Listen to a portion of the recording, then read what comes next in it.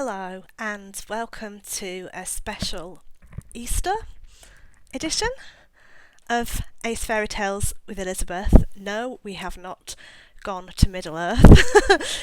We are actually standing in front of this magnificent poster, and it is a poster, look, there's a door, which has a fascinating life of its own and almost a story of its own. But that's not the story I'm going to tell you about, although the story I'm going to tell you about is very much linked to this poster. The story that I'm going to tell you is one I've included in my brand new book of more asexual fairy tales. So it's not a brand new story, it's actually quite an old one, and I think it might have appeared in one of my ebook collections, The Tales from the Hidden Grove. I can't remember now. But it's never been published by anyone else before. Maybe they just found it a bit too strange. It takes the trope which is in a lot of fairy tales and myths and stuff of somebody falling in love with someone they've seen in a picture or a mirror or a dream, and the story that goes before it in the new collection is a retelling of another bit of George MacDonald's Fantasties, with little added influences from Lord Dunsany, who was another early fantasy writer, early 20th century, who wrote something called The Wonderful Window, where somebody buys a window, puts it in his house, and it actually looks out onto a place he's never seen before.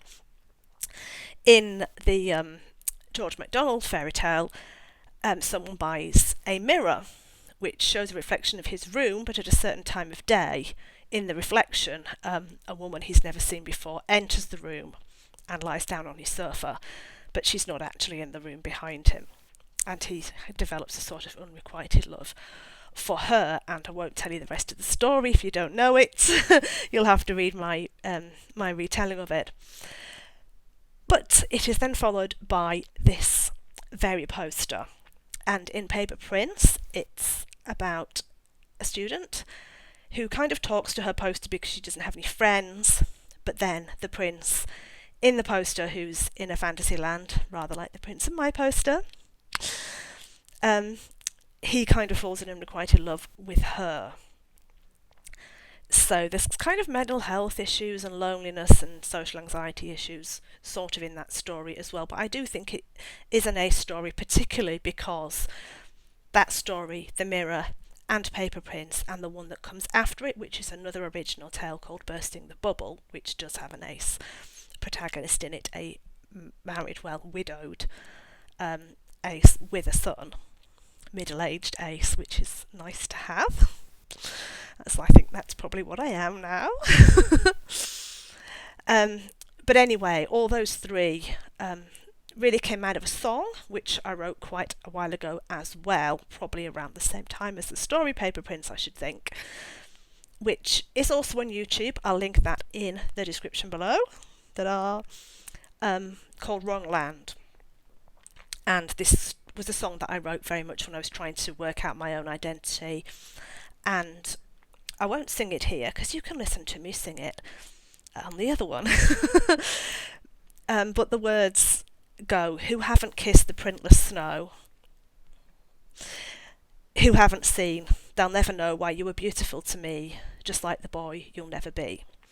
My paper prince, my mirror friend, if I should reach my journey's end, you'd only slip away again, but I need that pain, 'cause I'm walking in the wrong land. My generation doesn't understand. They want to reach the high, but I would die if I could only touch your hand. Tell me why we cannot be with those we close our eyes to see, or would the bubble burst if we should touch? I thought as much. So that's the song, and that's kind of partly the explanation why this Paper Prince story is in the new collection. As I speak, we are almost in the middle of the month of crowdfunding the new Asexual Fairy Tales collection, and we really need more money. We really need your money, and I'm not saying that Legolas is actually holding you up at arrow point. You would die before your stroke fell. But, you know, just consider that. I don't want to make threats at people. I know people don't have much money at the moment, but if you are able to throw a little bit of money into the pot, or nudge someone who's got lots of money. Yeah, like, sure, Boris Johnson's going to chip into this. Not. But, yeah, please help us out if we can, because there's a lot of much more personal tales, much more free-handed tales, and I've tried to be, yeah, I think I felt a lot more comfortable in myself putting this collection together, certainly than I did with the last one. So I really, really like to bring it to life, and especially for our illustrator Anna, who was my daughter, if you didn't know, and is now professional. So we need to make it work for her as well, and just for general ACE representation. Don't know if you know about the ACE project that's going on at the moment, look that up if you've never heard of it.